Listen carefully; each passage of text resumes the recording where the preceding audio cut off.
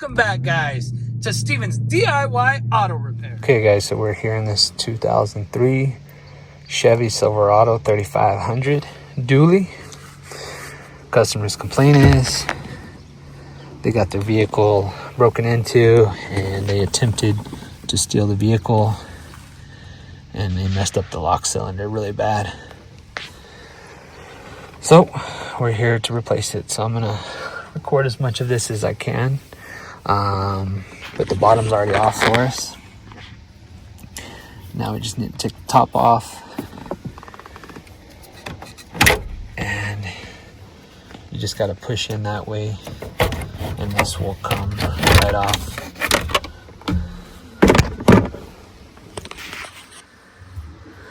And then take a pick right here on the top. And you should be able to pop it out. Okay guys, so it took us a minute. What we had to do was kind of jimmy the pick in here, and we put the key in and it was able to allow us to turn it to the start position, which you need to get it to in order to stick your pick here and be able to pull out your lock cylinder, because you need to depress that tab. So now let's pop in the new one. All right guys, so we got our new one here. There's your part number.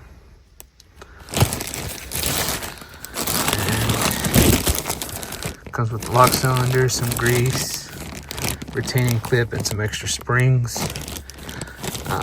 So hopefully with this one, we don't have to, hopefully this one, the customer doesn't have to program the key. So let's go ahead and pop this in and we'll bring you guys right back. Okay guys, so we have our new lock cylinder here. Sorry, it's kind of a mess everywhere. The wind's blowing. But it comes with these little keys. And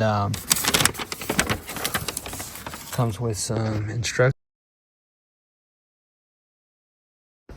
You guys could pause it there, but basically you want to put the same code in as your old one. And what we did, we took off our retaining clip and matched them up to here because we don't have the actual code.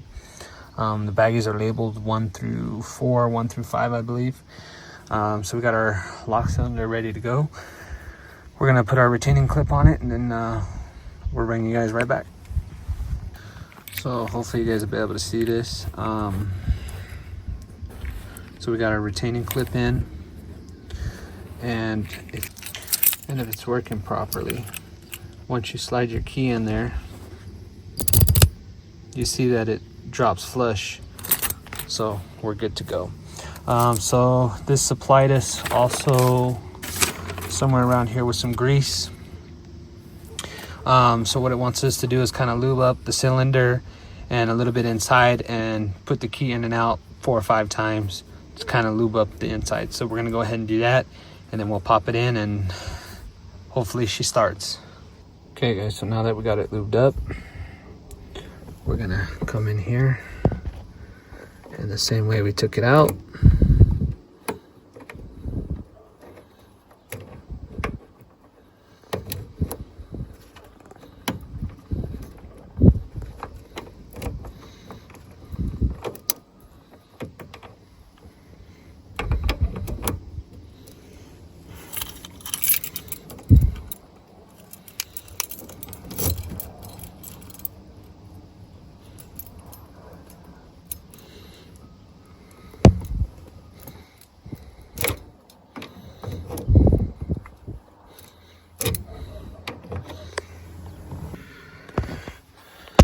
Okay guys, so we had to lube it up a little bit more, but now we're freely spinning, so we should be good to go. So let's go ahead. The battery's dead, so we're going to try to jump start it and see if this car starts. Moment of truth.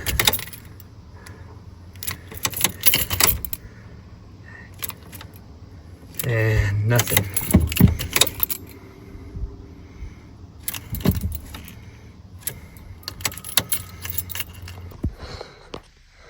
Alright guys, so we got everything put back together.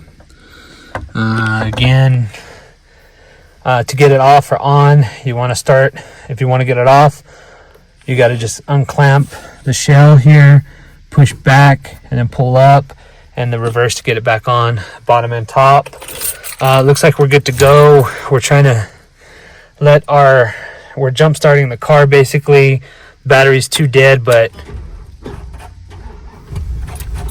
there it goes. Starts right up.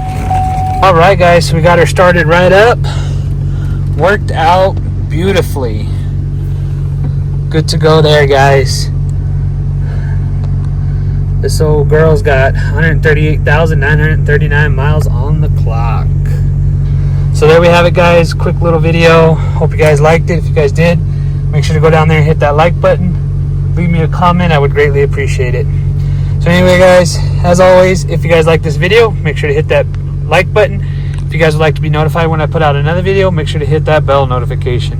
And as always, guys, please subscribe to my channel for more informational videos and DIY projects. And until next time, guys, have a good one.